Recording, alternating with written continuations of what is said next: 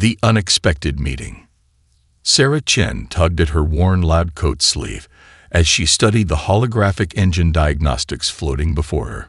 Earth's orbital lab station, Beta, hummed with its usual activity, the soft whir of machinery accompanied by the gentle hiss of air recyclers. She reached up, adjusting values in the simulation with practiced precision, her dark eyes reflecting the blue glow of projected numbers and equations.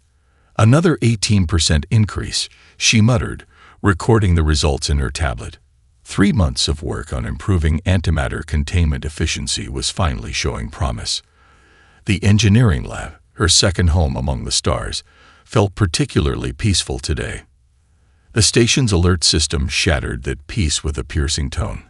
Red warning lights flooded the lab, casting everything in a crimson glow. Sarah's hands flew across her console, bringing up the external sensors. Unregistered vessel approaching. The station's AI announced. Configuration unknown. Energy signature indicates advanced propulsion systems. Through the lab's observation window, Sarah watched as a sleek silver ship emerged from the darkness of space. Its hull gleamed with an almost liquid sheen, unlike anything Earth's engineers had developed. The vessel's design defied conventional aerodynamics, yet it moved with incredible grace. All personnel, prepare for potential emergency protocols, the AI continued. Unknown vessel is requesting emergency docking clearance. Sarah's curiosity overcame her caution. She accessed the incoming sensor data, and her eyes widened at the readings. The ship's energy signature suggested quantum-based propulsion, but something was wrong. The output patterns showed significant fluctuations. Station control's voice crackled over the intercom. Dr. Chen, report to Docking Bay 3. We have a situation that requires your expertise. The docking bay was already crowded when Sarah arrived. Security teams stood at ready positions while medical staff waited nearby. The foreign vessel extended a docking arm, connecting with a soft metallic thunk that resonated through the station's structure. The airlock cycled, and Sarah held her breath. When the doors finally opened, she found herself face to face with beings that could only be described as elegant. Tall, with silvery skin that seemed to shimmer in the station's lights, the aliens moved with fluid grace. Their large, multifaceted eyes scanned the welcoming committee with what appeared to be both curiosity and concern. The tallest of the group stepped forward. I am Captain Verthan of the Keltheri vessel Starweaver. We request emergency assistance with our quantum drive system. Sarah studied their body language, noting the tension in their movements despite their attempts at composure. These weren't just proud beings asking for help. They were worried, really worried. I'm Dr. Sarah Chen, lead propulsion engineer, she responded, stepping forward. What seems to be the problem with your drive? Verthan's expression shifted subtly. You are the lead engineer. Our scans indicated this was a premier facility. Sarah bit back a smile. She'd dealt with this kind of response before. Yes, I am. Would you prefer we discuss your engine problems, or should we debate my credentials while your ship's quantum core continues to destabilize? The captain's multifaceted eyes narrowed, but a younger Keltheri behind him made a sound that might have been a suppressed laugh. Very well, Verthan conceded. Our quantum manipulation matrix is experiencing unprecedented fluctuations. We've lost 30% of our normal operating efficiency, and the problem is getting worse. Sarah nodded, already pulling up the sensor readings on her tablet. I noticed the fluctuations in your approach. Your containment field is operating on a rotating frequency, but it's not adjusting properly to power load changes. May I see your engine room? The request seemed to surprise the Keltheri. Verthan exchanged glances with his crew before responding. Our technology is considerably advanced compared to Earth's current level. I doubt you would understand. Captain, Sarah interrupted, pointing to her tablet's display. Your power signature shows clear signs of cascade failure in your quantum stability matrix. Within 6 hours, you'll lose containment completely. So either you let me help, or you can explain to your superiors why you let your ship's core fail because you were too proud to accept assistance from a primitive human engineer. A heavy silence fell over the docking bay. Finally, Verthan's shoulders relaxed slightly. "Follow me, Dr. Chen. Welcome aboard the Starweaver." The Starweaver's engine room gleamed with polished surfaces and pulsing quantum matrices. Sarah walked slowly between the towering columns of machinery, her experienced eyes taking in every detail. The Keltheri technology was beautiful, but she could already spot dozens of places where efficiency had been sacrificed for tradition. "Your quantum containment is remarkable," she said, running her hand just above a glowing power conduit. "But you're losing energy through these junction points. The geometric arrangement is pretty, but it's not practical." A young Keltheri engineer named Callan moved closer, curiosity evident in his iridescent eyes. "The sacred geometry of flow cannot be altered. These patterns have served us for centuries." Sarah pulled out her tablet, quickly sketching a modified design. "Look at this. If you adjusted these angles by just 12 degrees and added secondary containment fields here and here," she pointed to specific junctions, "you could reduce power loss by at least 20%. "Impossible," Verthan declared from across the room. "Our finest minds have optimized these systems through generations of refinement." Sarah bit her lip, considering her next words carefully. "Captain, on Earth, we have a saying. The most dangerous phrase is, 'We've always done it this way.' Your technology is amazing, but you're limiting yourselves by refusing to consider alternatives." Callan studied her sketch with growing interest. "The mathematical principles appear sound, but modifying sacred geometry, it simply isn't done." "Then let me run some simulations," Sarah proposed. "No actual changes to your systems, just theoretical models. What's the harm in looking?" Verthan started to object, but Callan spoke first. "I will assist Dr. Chen with the simulations. As junior engineer, it is my duty to investigate all possibilities, no matter how unlikely." The captain's expression showed disapproval, but he gave a slight nod. "You have 12 hours. Do not interfere with actual ship operations." As the other Keltheri filed out, Callan turned to Sarah with barely contained excitement. "I have questions about Earth's engineering principles. Your species achieved faster than light travel through such different means than ours. Perhaps there is value in examining alternative approaches."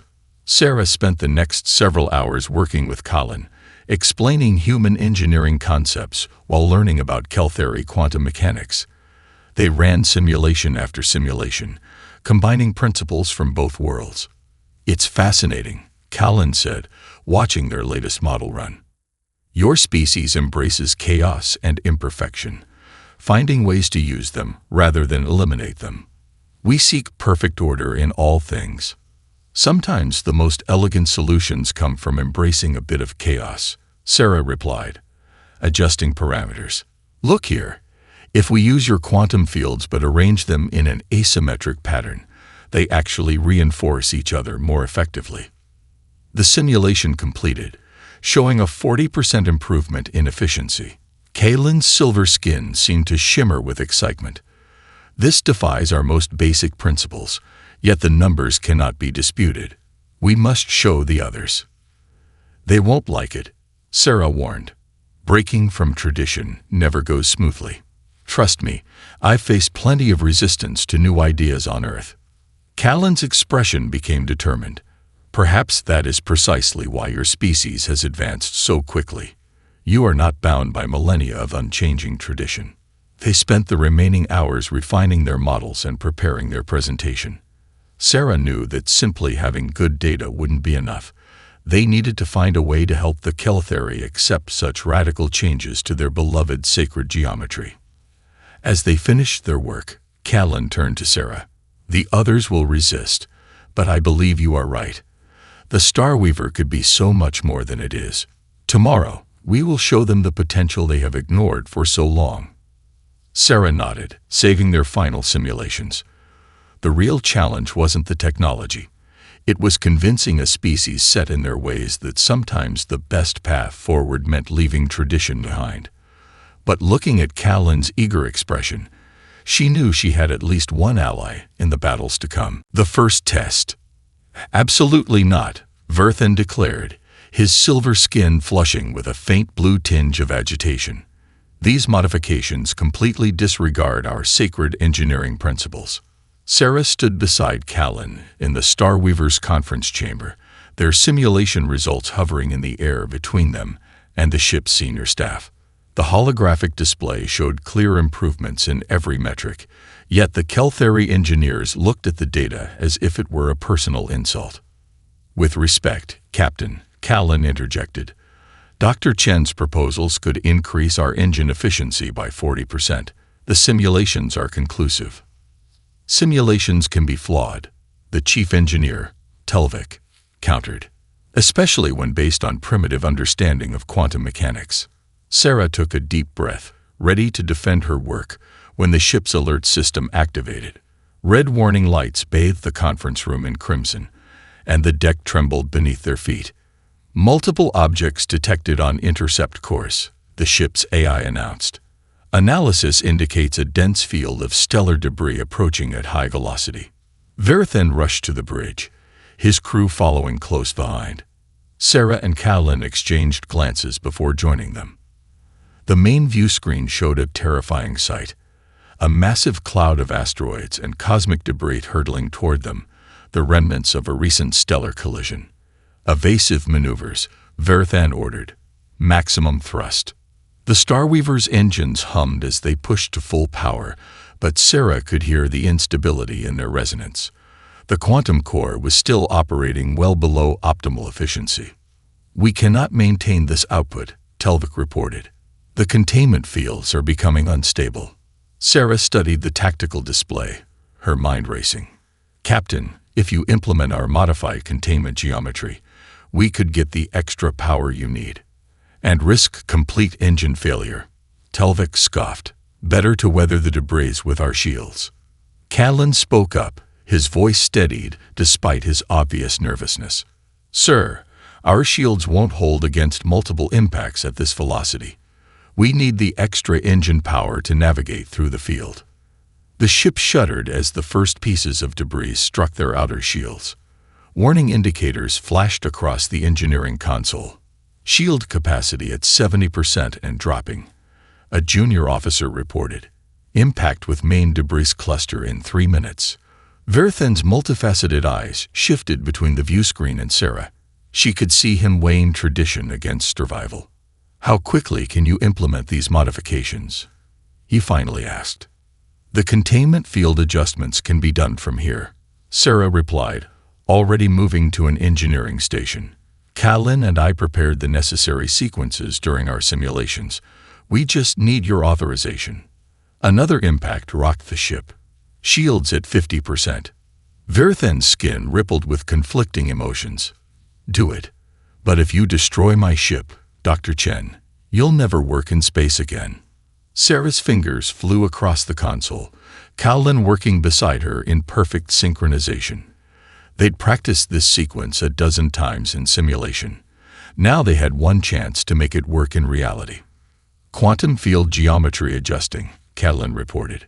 Sacred patterns disrupting. New configuration stabilizing. The engine note changed, shifting from an uncertain whine to a deep, powerful hum. Sarah watched the power readings climb steadily. Engine output at 120% of normal capacity, she announced.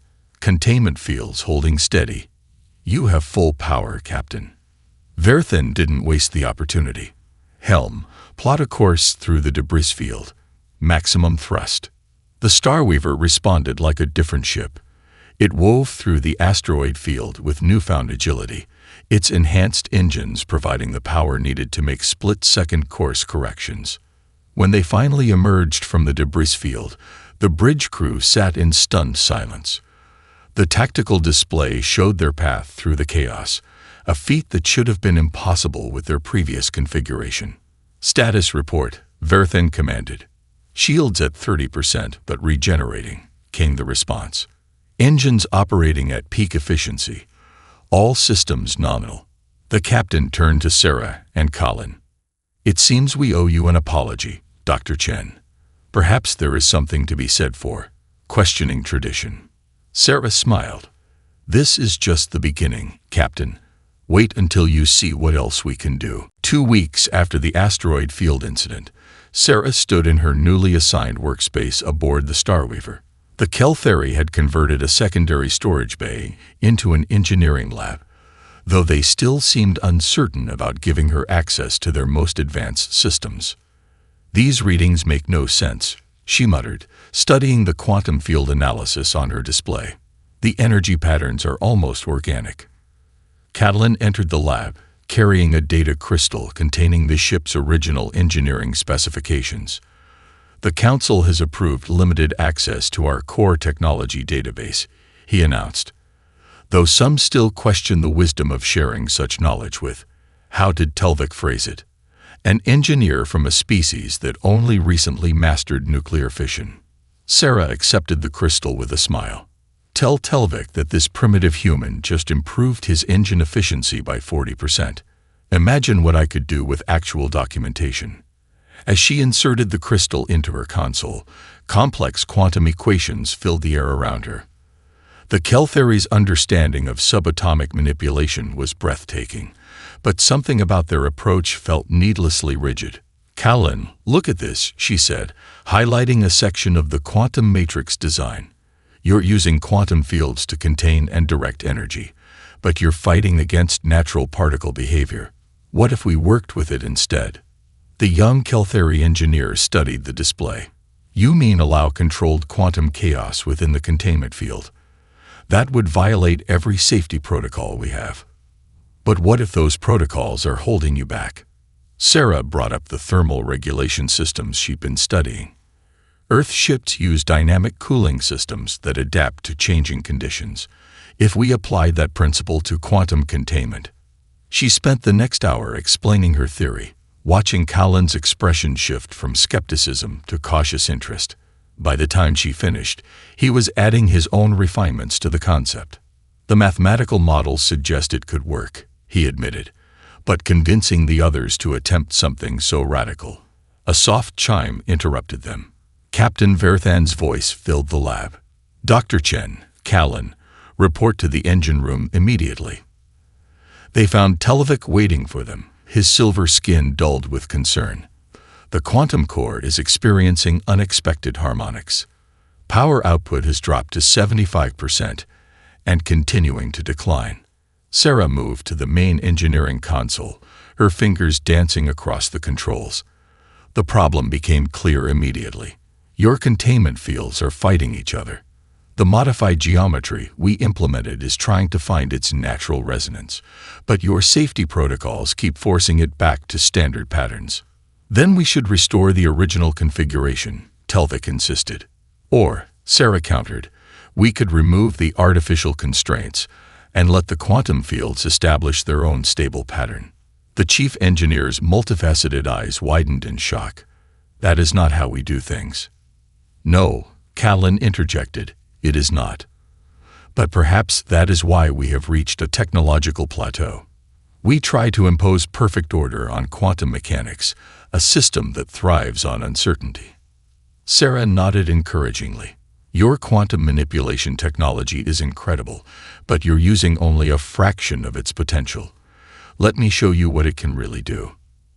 After a tense discussion and careful review of Sarah's proposals, they agreed to a controlled test. Sarah and Callan worked together, gradually removing the rigid constraints on the quantum containment fields while implementing Earth-inspired dynamic regulation systems. The engine's hum changed pitch, settling into a deeper, more resonant note. Power readings began to climb. Quantum field coherence at 130% of baseline, Callan reported. 140, 150. Telvik stared at the readings in disbelief. This should not be possible. Sometimes the best solutions come from letting go of what we think is impossible. Sarah replied, watching as the power level stabilized at 160% of normal capacity. The quantum fields have found their natural harmony. We just had to get out of their way. As the Keltheri engineers gathered around the displays, studying the unprecedented readings with a mixture of disbelief and growing excitement, Sarah knew they had just crossed a threshold. The Starweaver wasn't just more powerful now, it was proof that combining human intuition with Keltheri precision could lead to breakthroughs neither species could achieve alone. The Great Leap. The emergency transmission cut through the Starweaver's bridge like a knife. This is Colonial Station Helios requesting immediate evacuation assistance. The star, it's going supernova. Our sensors show catastrophic stellar collapse beginning. We have 8,000 colonists. How long? Verthen demanded, his skin shifting to a pale gray of concern. 3 hours until full collapse, the station controller responded, voice crackling with static. Our evacuation ships can only carry half the population. Sarah exchanged glances with Callan at their engineering station. The Starweaver was the fastest ship in the sector since their modifications, but reaching Helios Station in time would push their systems beyond anything they'd attempted. Captain. Sarah stepped forward. If we divert power from non-essential systems and implement the new quantum field configurations we've been testing, we might be able to reach them in time. Telvik raised an objection immediately. Those configurations are theoretical. We haven't tested them under real conditions. We don't have time for debates, Callan countered. The calculations are sound. Dr. Chen's modifications have never failed us. Verthen studied the tactical display, watching the angry red sphere of the dying star pulse ominously. What are the risks? We'll be pushing our quantum containment to its absolute limits, Sarah explained. But I've added multiple safety backups based on Earth's thermal management systems. If something goes wrong, we can shut down safely. The captain's multifaceted eyes reflected the emergency lights as he made his decision. Do it. Begin power diversion immediately. Sarah and Callan raced to the engine room, their fingers flying over control panels as they implemented the new configurations. The ship's hum deepened to a resonant throb that they could feel in their bones. Quantum field geometry reconfigured, Callan reported. Power levels at 200% and holding steady. Transfer all available power to the engines, Verthen ordered. Maximum speed.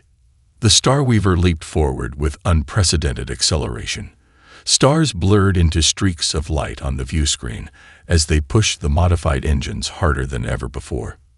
Hull integrity holding, Sarah announced, watching the structural stress indicators carefully. Quantum containment fields are stable but reaching peak capacity. An alarm chimed, and one of the power conduits began to glow dangerously bright. Telvik moved to shut it down, but Sarah stopped him. Wait, the system is adapting. Look at the harmonic patterns. The quantum fields were shifting, creating new configurations that none of them had predicted. Power levels continued to climb. 220%, Callan called out. 240, 250. The ship accelerated even faster, pushing the boundaries of what the Keltheri had thought possible. Sarah's modifications weren't just working. They were evolving. The quantum fields finding new ways to channel energy more efficiently. They reached Helios Station with 30 minutes to spare. The dying star filled half the view screen, its surface roiling with plasma storms that heralded its imminent collapse. Begin evacuation procedures immediately, Verthen commanded. Transfer all non-essential power to the transporters. For the next 28 minutes, the Starweaver's enhanced systems worked flawlessly, beaming aboard colonists in groups while maintaining the incredible power levels needed for a quick escape. Final group transported, Callan reported. 8,012 colonists accounted for. Get us out of here, Verthen ordered.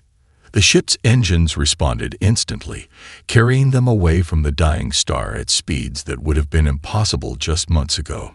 Behind them, the star erupted in a brilliant flash, its outer layers beginning their explosive expansion into space. When they finally slowed to normal cruising speed, the bridge crew sat in stunned silence. They had just accomplished something unprecedented in Keltheri history. Dr. Chen, Verthen's voice carried a new note of respect. It seems we owe you more than just our thanks. You've shown us that our understanding of quantum mechanics was far too limited." Sarah smiled, watching Colin proudly explain their modifications to the amazed engineering team. "Captain, this is just the beginning. Imagine what we could achieve if we combined the best of both our technologies, without any preconceptions about what's possible." The captain nodded thoughtfully. "Perhaps it's time to rewrite our sacred engineering principles, starting with a new one. Sometimes the best traditions are the ones we haven't created yet." News of the Starweaver's unprecedented rescue spread across the galaxy like a shockwave. Sarah sat in her lab, reviewing the latest data from their enhanced quantum drive, when her display lit up with yet another incoming transmission request. "Dr. Chen," the screen showed a crystalline being, its faceted body refracting light in complex patterns. "I represent the Sixte Engineering Consortium. We would be most interested in discussing your innovative approach to quantum mechanics." "I appreciate the interest," Sarah replied, "but I'm currently focused on completing our drive upgrades."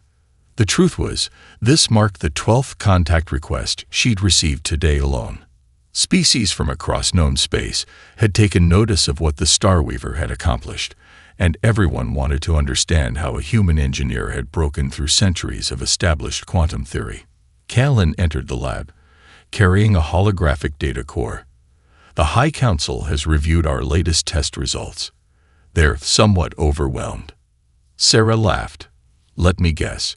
They can't decide whether to be thrilled about the performance improvements or horrified that we achieved them by breaking nearly every engineering tradition they hold sacred." "Both, actually." Callan's skin shimmed with amusement. "But they cannot argue with success. Our methods have been approved for implementation across the entire Keltheri fleet." The lab's main display suddenly activated, showing Televik in the engine room. "Dr. Chen, Colin, you need to see this. The quantum fields are displaying new behavioral patterns." They rushed to the engine room, where a complex dance of energy played across the monitoring screens. The quantum fields they had modified were continuing to evolve, finding even more efficient configurations on their own.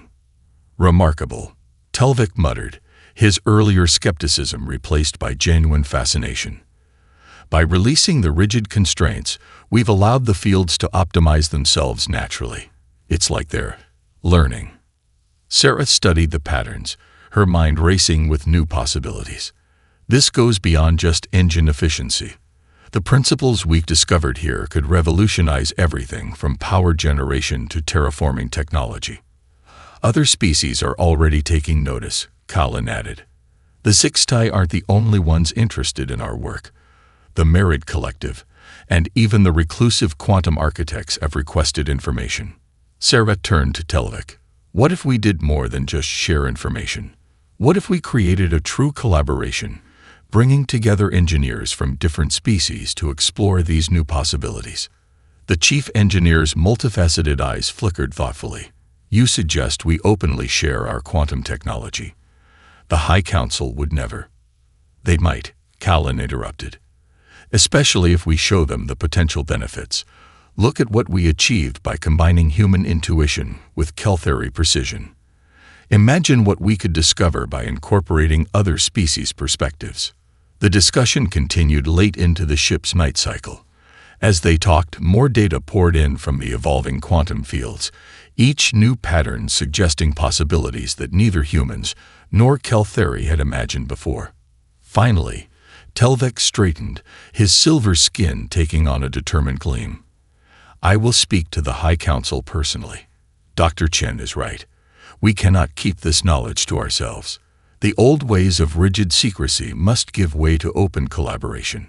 It won't be easy," Sarah cautioned. "Some will resist any change to the established order. Trust me, we still deal with that on Earth." "Perhaps that is exactly why this needs to happen," Colin said. "Every species reaches points where they must choose between comfortable tradition and uncomfortable progress. We helped the Keltheri make that choice with quantum engineering. Now we can help others do the same." Sarah looked around the engine room, remembering how alien and intimidating it had seemed when she first came aboard. Now it represented something far more important than just advanced technology. It was proof that the greatest breakthroughs came from bridging different perspectives. "Well then," she said, pulling up a blank design screen, "let's start planning. We have a lot of work to do if we're going to change the galaxy's approach to engineering." The quantum fields pulsed with new patterns behind them, as if agreeing that the time had come for all species to learn that the most powerful force in the universe wasn't technology. It was the willingness to embrace new ideas. The Kelthari High Council chamber stretched high above Sarah's head, its crystalline walls reflecting the light of 3 suns. She stood before the assembled council members, her heart racing as she prepared to present her most ambitious proposal yet. "Honorable Council," she began, her voice steady despite her nerves. "The success of the Starweaver has proven what we can achieve when we combine different technological philosophies. But we stand at a crossroads." The head counselor, Mirthel, leaned forward, his aged silver skin catching the light. "Indeed, Dr. Chen. You have received offers from 17 different species seeking your expertise, and now Earth's space agency requests your immediate return." Sarah nodded, activating the holographic display she had prepared. Above the council chamber, a 3-dimensional model materialized, showing a spectacular space station design that merged architectural elements from multiple species. "This is the Convergence Institute," she explained, "a place where engineers from all spacefaring races can come together, share ideas, and develop technologies that none of us could create alone."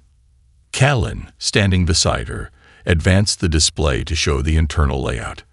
"We've designed it to accommodate beings from every known environment. The Central Research Hub contains 30 quantum engineering labs, each equipped with both Kelthari and Earth-based technology." The council members murmured among themselves, their multifaceted eyes reflecting the rotating hologram. Telvik, now a strong supporter of Sarah's initiatives, stepped forward from his observer position.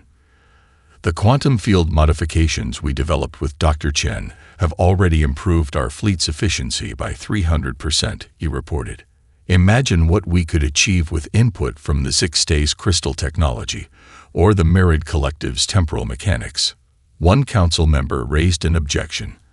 "Our sacred engineering knowledge has remained protected for millennia. This proposal would expose our most closely guarded secrets." "With respect," Sarah countered, "those secrets nearly prevented you from saving 8,000 lives at Helios Station. Every species guards their technological advantages, but that isolation is holding us all back."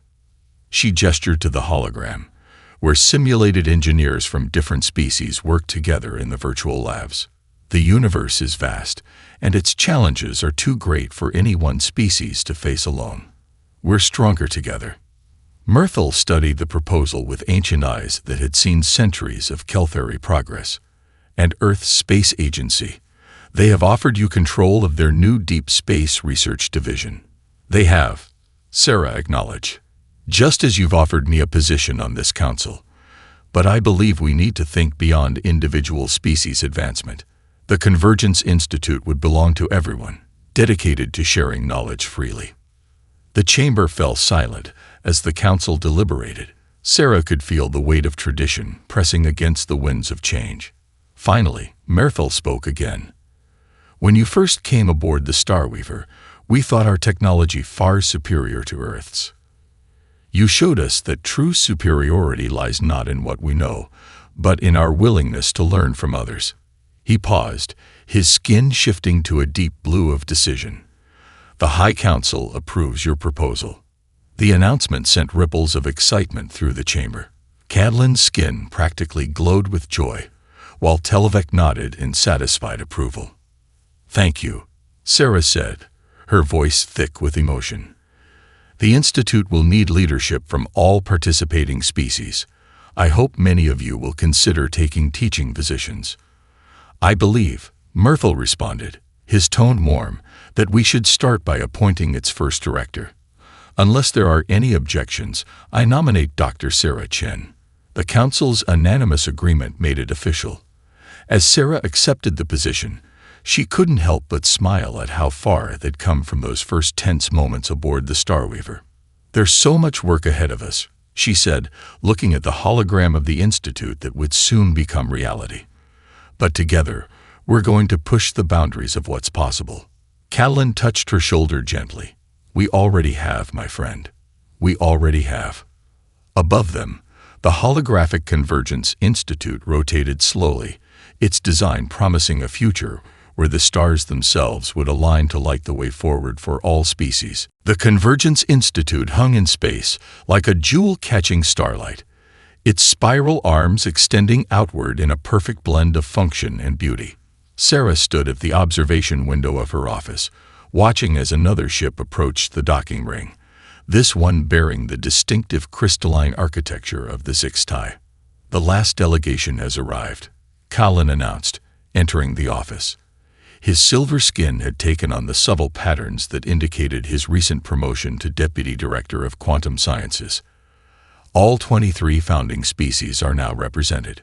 "Hard to believe it's only been a year since we first proposed this," Sarah replied, turning from the window. Her desk displayed holographic status reports from various research teams throughout the Institute. The main lab's doors slid open as Telvik entered, accompanied by a young human engineer fresh from Earth's Academy. "Dr. Chen, you need to see this. The quantum harmonics team has made a breakthrough." They hurried to the central research hub, where engineers from 6 different species gathered around a test chamber. Inside, a modified quantum field danced with colors that shouldn't have been possible in normal space. "We combined the Keltheri quantum manipulation principles with HFY crystal resonance technology," the young human engineer explained eagerly. "Then we applied the dynamic field theory you and Callan developed on the Starweaver." Sarah watched as the field stabilized into a perfect lattice of energy.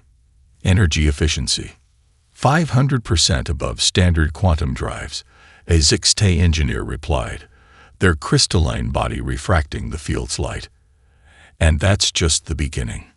We believe this configuration could be adapted for planetary shield systems, clean power generation, even atmospheric restoration." Telvik studied the readings with obvious pride. "To think we once believed our traditional methods were the peak of achievement. Every day, our students prove otherwise." The Institute had already produced more technological innovations in 1 year than most species developed in a decade. But more importantly, it had created something far more valuable: understanding between different cultures and approaches to science. "Director Chen," the Institute's AI announced, "the opening ceremony for the new residential wing begins in 10 minutes. Sarah nodded, gathering her thoughts for the speech she would give.